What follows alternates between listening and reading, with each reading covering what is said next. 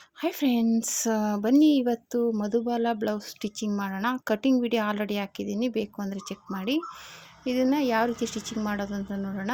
ಇದಕ್ಕೆ ನಾನು ಸೀರೆ ಪೀಸಲ್ಲೇ ಸ್ವಲ್ಪ ಪೀಸ್ ತೊಗೊಂಡಿದ್ದೀನಿ. ಮಧ್ಯ ಮಧುಬಾಲ ಡಿಸೈನ್ ಬರುತ್ತಲ್ಲ, ಅಲ್ಲಿಗೆ ಕಪ್ಸ್ಗೆ ಎಕ್ಸ್ಟ್ರಾ ಪೀಸ್ ತೊಗೊಂಡು ಕಟ್ ಮಾಡ್ಕೊಂಡಿದ್ದೀನಿ ಸೀರೆ ಪೀಸಲ್ಲಿ. ಈ ರೀತಿ ಕಟ್ ಮಾಡಿಕೊಂಡು ಇನ್ನೌಟ್ ಮಾಡ್ಕೊತಾ ಇದ್ದೀನಿ. ಮುಂದೆಗಡೆ ಸ್ವೀಟ್ ಆರ್ಟ್ ನೆಕ್ ಬರುತ್ತಲ್ಲ, ಅಲ್ಲಿ ಈ ರೀತಿ ಸ್ಟಿಚ್ ಮಾಡಿಕೊಂಡು ಇವಾಗ ಲೈನಿಂಗ್ ಮೇಲೆ ಒಂದು ಪಾಯಿಂಟ್ ಹೊಲಿಗೆ ಹಾಕಿ ಮತ್ತೆ ಅದನ್ನು ಉಲ್ಟಾ ತಿರುಗಿಸಿ ಸ್ಟಿಚ್ ಹಾಕೋಬೇಕು. ಸ್ಟಿಚ್ ಹಾಕೊಂಡಾದಮೇಲೆ ಸುತ್ತ ಸ್ಟಿಚ್ ಹಾಕೊಂಡ್ರೆ ಇದು ರೆಡಿ ಆಗುತ್ತೆ ಪೀಸು. ಅಷ್ಟೇ. ಇದು ಕಟ್ಟಿಂಗಲ್ಲಿ ಮೇಯ್ನು. ನೀವು ನೀಟಾಗಿ ಕಟ್ ಮಾಡ್ಕೊಂಬಿಟ್ರೆ ಸ್ಟಿಚಿಂಗಲ್ಲಿ ಆರಾಮಾಗಿ ಸ್ಟಿಚ್ ಮಾಡ್ಕೋಬೋದು, ತುಂಬಾ ಈಸಿಯಾಗಿ ಮಾಡ್ಬೋದು. ಈ ಥರದಕ್ಕೆ ಬೇಕು ಅಂದರೆ ಕಪ್ಸ್ ಹಾಕ್ಕೊಂಡ್ರು ಚೆನ್ನಾಗಿರುತ್ತೆ. ಬೇಡ ಅಂದರೆ ಇದಕ್ಕೆ ನಾನೇನು ಕಪ್ಸ್ ಹಾಕಿಲ್ಲ. ಕಪ್ಸ್ ಹಾಕಿದ್ರು ಚೆನ್ನಾಗಿರುತ್ತೆ. ಆಲ್ರೆಡಿ ಒಂದು ಕಪ್ಸ್ ಹಾಕಿ ಸ್ಟಿಚ್ ಮಾಡಿದ್ದೀನಿ. ಮೇಲೆ ಇನ್ನೂ ಫ್ರಿಲ್ ಡಿಸೈನ್ ಎಲ್ಲ ಇಟ್ಟು, ಬೇಕು ಅಂದರೆ ಆ ವಿಡಿಯೋ ಇದೆ, ಚೆಕ್ ಮಾಡಿ. ಓಕೆನಾ. ಇವಾಗಿದು ಈ ರೀತಿ ಅಂದರೆ ಇದು ಸೀರೆ ಪೀಸ್ ಆಗಿರೋದ್ರಿಂದ ನಾನು ಜೈಂಟ್ ಮಾಡ್ಕೊಂಡಿದ್ದೀನಿ ಮಧ್ಯಕ್ಕೆ. ಯಾಕೆಂದರೆ ಫುಲ್ಲು ಅಗಲ ಪೀಸ್ ಸಿಕ್ಕಲಿಲ್ಲ ನನಗೆ. ಸಿಕ್ಕಿರೋ ಪೀಸನ್ನೇ ಈ ರೀತಿ ಜೈಂಟ್ ಮಾಡಿ ಸ್ಟಿಚ್ ಮಾಡ್ಕೊಂಡಿದ್ದೀನಿ. ಅಗಲ ಸಾಕಾಗಲ್ಲ, ಅದಕ್ಕೋಸ್ಕರ. ಇವಾಗ ಇದನ್ನು ಸುತ್ತ ಸ್ಟಿಚ್ ಹಾಕೋಬೇಕು. ನಿಮಗೆ ಏನಾದರೂ ಅಲ್ಲಿ ಕನ್ಫ್ಯೂಸ್ ಆಗುತ್ತೆ ಅನ್ನೋದಾದರೆ ಒಂದೊಂದು ಪಿನ್ ಹಾಕ್ಕೊಳ್ಳಿ. ಪಿನ್ ಹಾಕ್ಕೊಂಡು ಸ್ಟಿಚ್ ಮಾಡ್ಕೊಳ್ಳಿ. ನಾನು ಆಲ್ರೆಡಿ ಇದಕ್ಕೆ ಮಾರ್ಕ್ ಮಾಡಿದ್ದೀನಿ. ಆ ಮಾರ್ಕ್ ಮೇಲೆ ನಮಗೆ ಸ್ಟಿಚ್ ಬರಬೇಕು. ಎಕ್ಸ್ಟ್ರಾ 1 ಇಂಚು ತೊಗೊಂಡಿರೋದ್ರಿಂದ ಅದನ್ನ ಫೋಲ್ಡ್ ಮಾಡಿ ಸ್ಟಿಚ್ ಮಾಡಿಕೊಂಡ್ರೆ ಎಮ್ಮಿಂಗ್ ಆದರೂ ಮಾಡ್ಕೋಬೋದು, ಇಲ್ಲ ಸ್ಟಿಚಿಂಗ್ ಆದರೂ ಮಾಡ್ಕೋಬೋದು. ಓಕೆನಾ. ಈ ರೀತಿ ಆ ಕಡೆಗೂ ಟ್ಯಾಪ್ ಮಾಡಿದೆ, ಮಾರ್ಕ್ ಮಾಡಿ. ಯಾಕೆಂದರೆ ಆ ಮಾರ್ಕ್ಗೆ ನಮಗೆ ಸ್ಟಿಚಿಂಗ್ ಬರಬೇಕು. ಆಲ್ರೆಡಿ ಎಕ್ಸ್ಟ್ರಾ 1 ಇಂಚ್ ತೊಗೊಂಡಿದ್ದೀನಿ. ಇದು ಮಾರ್ಕ್ ಮಾಡ್ತಾ ಇರೋದು ಏನಕ್ಕಪ್ಪ ಅಂದರೆ ನಾವು ಕರೆಕ್ಟಾಗಿ ಸ್ಟಿಚ್ ಬರುವಂಥ ಮಾರ್ಜಿನ್ ಅದು. ಓಕೆನಾ. ಇವಾಗ ಇದು ರೆಡಿ ಆಯಿತು. ಇವಾಗ ಇದ್ರ ಮಾರ್ಜಿನ್ ಏನು ಹಾಕಿದ್ದೀವಿ ಅಲ್ಲಿಗೆ ಕರೆಕ್ಟಾಗಿ ಸ್ಟಿಚ್ ಮಾಡ್ಕೋಬೇಕು.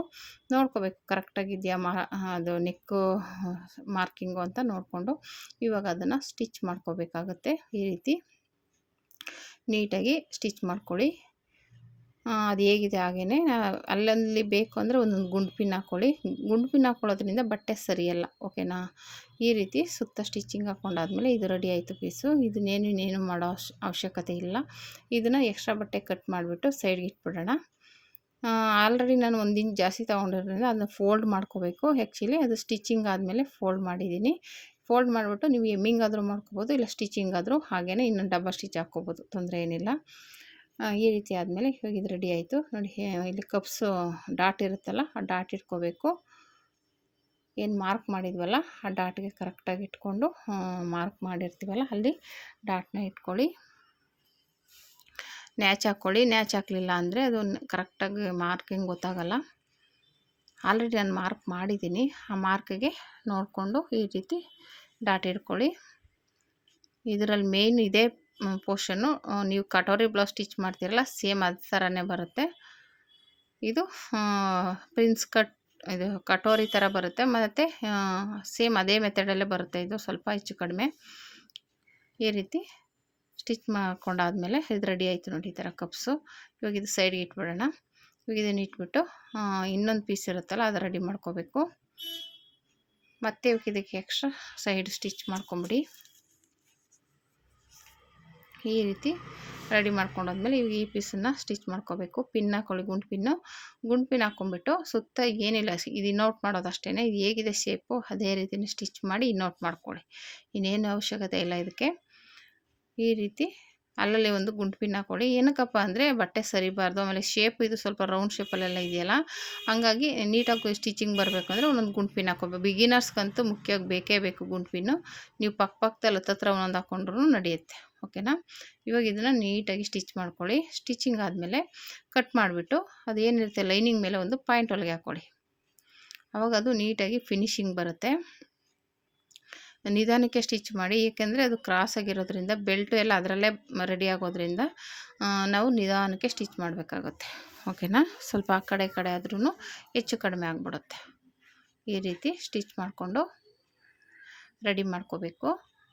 ಇದು ಮಧುಬಾಲ ಸ್ಟಿಚಿಂಗ್ ವಿಡಿಯೋ ಆಗಿರುತ್ತೆ. ಕಟಿಂಗ್ ವಿಡಿಯೋ ಆಲ್ರೆಡಿ ಹಾಕಿದ್ದೀನಿ, ಬೇಕು ಅಂದರೆ ಚೆಕ್ ಮಾಡಿ. ಓಕೆನಾ. ಈ ರೀತಿ ಸುತ್ತ ಸ್ಟಿಚಿಂಗ್ ಹಾಕ್ಕೋಬೇಕು.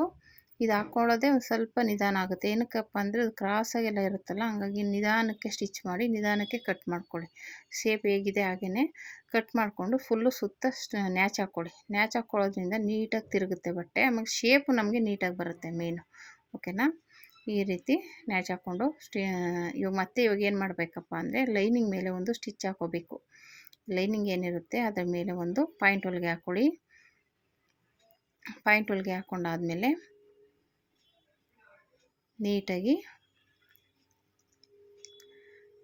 ಆಮೇಲೆ ಅದನ್ನ ಉಲ್ಟಾ ತಿರುಗಿಸ್ಬಿಟ್ಟು ಒಂದು ಸ್ಟಿಚ್ ಹಾಕ್ಕೊಳ್ಳೋದು ಅಷ್ಟೇ. ಇವಾಗ ಪಾಯಿಂಟ್ ಹೊಲಿಗೆ ಹಾಕೋದ್ರಿಂದ ಸ್ಟಿಫ್ನೆಸ್ ಇರುತ್ತೆ, ಶೇಪ್ ನೀಟಾಗಿ ಬರುತ್ತೆ ಅಂತ ಅಷ್ಟೇ.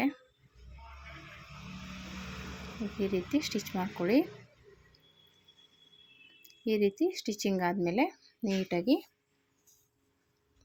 ನಾನು ಹೇಳ್ದಂಗೆ ಸುತ್ತ ನೀಟಾಗಿ ಸ್ಟಿಚ್ ಹಾಕ್ಕೊಳ್ಳಿ. ಲೈನಿಂಗ್ ಮೇಲೆ ಬರಬೇಕು ಸ್ಟಿಚ್ಚು, ಮೇನ್ ಪೀಸ್ ಮೇಲೆ ಹೋಗಬಾರ್ದು. ಕೆಳಗಡೆ ಏನು ಸ್ಟಿಚ್ ಮಾಡಿರ್ತೀವಲ್ಲ ಆ ಬಟ್ಟೆನೂ ಲೈನಿಂಗ್ ಕಡೆನೇ ಬರಬೇಕು. ನಾವು ಮೇನ್ ಪೀಸ್ ಕಡೆ ಹೋಗಬಾರ್ದು. ಆ ಬಟ್ಟೆನೂ ಕೆಳಗಡೆ ಇಟ್ಕೊಂಡು ಅದ್ರ ಮೇಲೆ ಇದು ಲೈನಿಂಗ್ ಮೇಲೆ ಇಟ್ಟು ಸ್ಟಿಚ್ ಮಾಡಬೇಕು. ಈಗ ಇದು ರೆಡಿ ಆಯಿತು. ಇವಾಗ ಇದನ್ನು ಉಲ್ಟಾ ತಿರುಗಿಸ್ಬಿಟ್ಟು ಒಂದು ಪಾಯಿಂಟ್ ಹೊಲಿಗೆ ಹಾಕೋಬೇಕು. ಆವಾಗ ಶೇಪು ನೀಟಾಗಿ ಬರುತ್ತೆ, ನಾವು ಅಟ್ಯಾಚ್ ಮಾಡ್ಕೊಳ್ಳೋಕ್ಕೆ ಈಸಿ ಆಗುತ್ತೆ. ಓಕೆನಾ? ಇಷ್ಟೇ. ಇದು ಕಟ್ಟಿಂಗಲ್ಲಿ ನೀವು ಒಂದು ಟ್ರಿಕ್ಕು, ಒಂದು ಎಕ್ಸ್ಟ್ರಾ ಬಟ್ಟೆ ಇದು ಲೈನಿಂಗ್ ಪೀಸು ಇಲ್ಲ ಕ್ಯಾನ್ವಾಸ್ ತೊಗೊಂಡು ಕಟ್ಟಿಂಗ್ ಮಾಡ್ಕೋಬೇಕು. ಸ್ಟಿಚ್ಚಿಂಗ್ ಮಾಡುವಾಗ ತುಂಬಾ ಈಸಿಯಾಗಿ ಸ್ಟಿಚ್ ಮಾಡ್ಕೋಬೋದು. ಈಗ ಒಂದು ಪಾಯಿಂಟ್ ಹೊಲಿಗೆ ಹಾಕೊಂಡ್ಬಿಟ್ಟು ಮೇಲೆ ಇವಾಗ ಈ ರೀತಿ ಪಾಯಿಂಟ್ ಹೊಲಿಗೆ ಹಾಕ್ಕೊಂಡ್ರೆ ನೀಟಾಗಿರುತ್ತೆ, ಫಿನಿಶಿಂಗು ಚೆನ್ನಾಗಿ ಬರುತ್ತೆ. ಓಕೆನಾ? ಈಗ ಇದು ಸ್ಟಿಚಿಂಗ್ ಆದಮೇಲೆ ಸುತ್ತ ಸ್ಟಿಚ್ ಹಾಕೋಬೇಕು. ಆಮೇಲೆ ಎಕ್ಸ್ಟ್ರಾ ಬಟ್ಟೆ ಇರುತ್ತಲ್ಲ ಅದನ್ನು ಕಟ್ ಮಾಡಿ ತೆಗೆದುಬಿಡಿ. ನಮಗೆ ಈ ಥರ ಕಟ್ಟಿಂಗಲ್ಲಿ ಸ್ವಲ್ಪ ಬಟ್ಟೆ ಜಾಸ್ತಿನೇ ಬೇಕಾಗುತ್ತೆ. ಆಮೇಲೆ ಡಬಲ್ ಕಲರಲ್ಲಿ ಕೊಟ್ಟರೆ ಚೆನ್ನಾಗಿರುತ್ತೆ. ಯಾಕೆಂದರೆ ಮಧುಬಾಲ ಡಿಸೈನ್ ಆಗಿರೋದ್ರಿಂದ ಫ್ರಂಟ್ಗೆ ನೀವು ಬೇರೆ ಕಲರ್ ಕೊಟ್ಟರೆ ಅದು ನಿಮಗೆ ಅಟ್ರಾಕ್ಟಿವ್ ಆಗಿ ಕಾಣೋದು. ನೀವು ಒಂದೇ ಕಲರ್ ಸ್ಟಿಚ್ ಮಾಡಿದ್ರೆ ಅದು ಮಧುಬಾಲ ಡಿಸೈನ್ ಥರ ಕಾಣಿಸೋದೇ ಇಲ್ಲ. ಅದಕ್ಕೆ ನೀವು ಆಪೋಸಿಟಾಗಿ ಏನಾದರೂ ಕಲರ್ಸ್ ಕೊಟ್ಕೊಂಡ್ರೆ ಚೆನ್ನಾಗಿರುತ್ತೆ. ಇವಾಗ ಸೀರೆ ಬ್ಲೌಸ್ ಆದರೆ ಸೀರೆ ಕಲರ್ ಕೊಡಿ, ಇಲ್ಲ ಇವಾಗ ಬ್ಲ್ಯಾಕ್ ಆದರೆ ಇವಾಗ ಹೂವು ಇರೋದು ಡಿಸೈನ್ ಆದರೆ ಪ್ಲೇನ್ ಕೊಡಿ, ಇಲ್ಲ ಪ್ಲೇನ್ ಇರೋದ್ರೆ ಹೂವು ಇರೋದು ಕೊಡಿ. ಆ ಥರ ಇಲ್ಲ ಬ್ಲ್ಯಾಕ್ ಇದ್ದರೆ ವೈಟು, ವೈಟ್ ಇದ್ದರೆ ಬ್ಲ್ಯಾಕ್, ಆ ಥರ ಒಂದು ಆಪೋಸಿಟ್ ಕಲರಲ್ಲಿ ಕೊಟ್ಕೊಂಡ್ರೆ ಚೆನ್ನಾಗಿ ಕಾಣಿಸುತ್ತೆ. ಓಕೆನಾ? ಇವಾಗ ಈ ರೀತಿ ರೆಡಿ ಆಯಿತು ನೋಡಿ. ಪಾಯಿಂಟ್ ಹೊಲಿಗೆ ಹಾಕ್ಕೊಂಡು ಇವಾಗ ಸುತ್ತ ಸ್ಟಿಚ್ ಹಾಕೋಬೇಕು. ನೋಡಿ ನೀಟಾಗಿ ಬಂತು ಶೇಪೆಲ್ಲ. ಇವಾಗ ಸುತ್ತ ನೀಟಾಗಿ ಸ್ಟಿಚ್ ಹಾಕ್ಕೊಳ್ಳಿ. ಮೊದಲು ಕೆಳಗಡೆ ಹಾಕೊಂಬಿಡಿ, ಆಮೇಲೆ ಆ ಕಡೆ ಈ ಕಡೆ ಸ್ಟಿಚ್ ಹಾಕ್ಕೊಳ್ಳಿ. ನೀಟಾಗಿ ಸ್ಟಿಚಿಂಗ್ ಬರುತ್ತೆ. ಇವಾಗ ಇದು ರೆಡಿ ಆಯಿತು. ಈಗ ರೆಡಿ ಆದಮೇಲೆ ಅದೇನು ಆಲ್ರೆಡಿ ನಾವು ಫ್ರಂಟ್ ಪೀಸ್ ರೆಡಿ ಇಟ್ಕೊಂಡಿದ್ದೀವಲ್ಲ ಸ್ವೀಟ್ ಆರ್ಟ್ ನೆಕ್ದು, ಆ ಪೀಸನ್ನ ಮಧ್ಯದಲ್ಲಿಟ್ಟು ಕರೆಕ್ಟಾಗಿ ಸ್ಟಿಚ್ ಮಾಡ್ಕೊಳ್ಳೋದು ಅಷ್ಟೇ. ತುಂಬಾ ಈಸಿಯಾಗಿ ಮಧುಬಾಲ ಡಿಸೈನ್ ಸ್ಟಿಚ್ ಮಾಡ್ಕೋಬೋದು. ನೀವು ಕಟಿಂಗ್ ಒಂದು ನೀಟಾಗಿ ಕಲ್ತ್ಕೊಂಡ್ರೆ ಸ್ಟಿಚಿಂಗೇನು ಆರಾಮಾಗಿ ಸ್ಟಿಚ್ ಮಾಡ್ಬೋದು. ಬಿಗಿನರ್ಸು ಕೂಡ ಆರಾಮಾಗಿ. ಈಗ ಇದು ನ್ಯೂ ಟ್ರೆಂಡಿಂಗ್ ಡಿಸೈನ್ ಅಂತಲೇ ಹೇಳ್ಬೋದು. ಈಗ ತುಂಬ ಜನ ಗೌನ್ಗೆ, ಬ್ಲೌಸ್ಗೆ ಎಲ್ಲದಕ್ಕೂ ಹೊಲ್ಸ್ಕೊತಾರೆ ಈ ಡಿಸೈನ್ನ. ತುಂಬ ಟ್ರೆಂಡಿಂಗಲ್ಲಿರುವಂಥ ಡಿಸೈನು ಅಂತಲೇ ಹೇಳ್ಬೋದು. ನೀವು ಇವಾಗ ಬೇರೆ ಕಡೆ ಕೊಟ್ಟು ಹೊಲಿಸ್ತೀನಿ ಅಂದರೆ ತುಂಬಾ ಕಾಸ್ಟ್ಲಿ ಇರುತ್ತೆ ಈ ಥರ ಡಿಸೈನ್ಗೆಲ್ಲ. ಎಕ್ಸ್ಟ್ರಾ ಬಟ್ಟೆ ಕೊಟ್ಟು ಅದಕ್ಕೆ ಕಟೋರಿ ಬ್ಲೌಸ್ ಥರ ಎಲ್ಲ ಮಧುಬಾಲ ಡಿಸೈನ್ ಹೊಲಿಬೇಕಾಗಿರೋದ್ರಿಂದ ತುಂಬ ಕಾಸ್ಟ್ಲಿ ಇರುತ್ತೆ. ಹಾಗಾಗಿ ನೀವೇ ಕಲ್ತ್ಕೊಂಡು ನೀವೇ ಹೊಲ್ಕೊಂಡ್ರೆ ನ್ಯೂ ಟ್ರೆಂಡಿಂಗಾಗೂ ಇರುತ್ತೆ, ನೀವು ಕಲ್ತಂಗೂ ಇರುತ್ತೆ. ಸುಮ್ಮನೆ ಹೊರಗಡೆ ಆಚೆ ಅಷ್ಟೊಂದು ದುಡ್ಡು ಕೊಡೋದು ತಪ್ಪುತ್ತೆ. ಓಕೆನಾ? ನೀವೇ ಆರಾಮಾಗಿ ಸ್ಟಿಚ್ ಮಾಡ್ಕೋಬೋದು. ತುಂಬಾ ಬ್ಯೂಟಿಫುಲ್ಲಾಗಿರುತ್ತೆ. ಒಂದು ಮಾಮೂಲಿ ಸೀರೆಗಳು, ಗ್ರ್ಯಾಂಡ್ ಸೀರೆಗಳಿಗೆಲ್ಲ ಈ ಥರ ನೀವು ಈ ಡಿಸೈನ್ನ ಸ್ಟಿಚ್ ಮಾಡ್ಕೋಬೋದು. ತುಂಬ ಚೆನ್ನಾಗಿ ಕಾಣಿಸುತ್ತೆ ನೋಡಿ. ಈ ರೀತಿ ಇಟ್ಕೊಂಡು ಇವಾಗ ಮಧ್ಯೆ ಕರೆಕ್ಟಾಗಿ ಇಟ್ಕೊಳ್ಳಿ. ಆಲ್ರೆಡಿ ನಾನು ಸ್ಟಿಚ್ ಮಾಡಿದ್ದೀನಿ, ಮಾರ್ಕೆ ಸ್ಟಿಚಿಂಗ್ ಎಲ್ಲಿ ಬರಬೇಕು ಅಂತ. ಈ ರೀತಿ ಅದು ಸ್ಟಿಚಿಂಗ್ ಕರೆಕ್ಟಾಗಿ ಇಟ್ಕೊಂಡು ಒಂದೊಂದು ಪಿನ್ ಹಾಕ್ಕೊಳ್ಳಿ. ಅವಾಗೇನಾಗುತ್ತೆ ನಿಮಗೆ ಕರೆಕ್ಟಾಗಿ ಬರುತ್ತೆ ಅಲ್ಲಿ. ಓಕೆನಾ? ಅಲ್ಲಿಗೆ ಬಂದ ತಕ್ಷಣ ನೀಟಾಗಿ ಒಂದು ಪಿನ್ ಹಾಕ್ಕೊಂಡು ಅಲ್ಲಿ ಡಬ್ಬ ಸ್ಟಿಚ್ ಹಾಕ್ಕೊಂಡು ಸ್ಟಿಚ್ ಮಾಡಿಕೊಂಡ್ರೆ ಆಯಿತು. ಒಂದು ಸೈಡ್ ಫಸ್ಟು ಸ್ಟಿಚ್ ಮಾಡ್ಕೊಳ್ಳಿ, ಇನ್ನೊಂದು ಸೈಡ್ ಆಮೇಲೆ ಸ್ಟಿಚ್ ಮಾಡಿ. ಏನಕ್ಕಪ್ಪ ಅಂದರೆ ನಿಮ್ಗೆ ಕರೆಕ್ಟಾಗಿ ನೀಟಾಗಿ ಆಲ್ರೆಡಿ ನಾವು ಸ್ಟಿಚ್ ಮಾಡ್ಕೊಂಡಿದ್ದೀವಲ್ಲ ಮಾರ್ಜಿನ್ನು, ಅದ್ರ ಮೇಲಿಟ್ಟು ಸ್ಟಿಚ್ ಮಾಡೋದು ಅಷ್ಟೇ. ಅದು ಹಂಗಾಗಿ ನಿಮ್ಗೇನು ಕಷ್ಟ ಅನಿಸಲ್ಲ, ಆರಾಮಾಗಿ ನೀಟಾಗಿ ಬರುತ್ತೆ.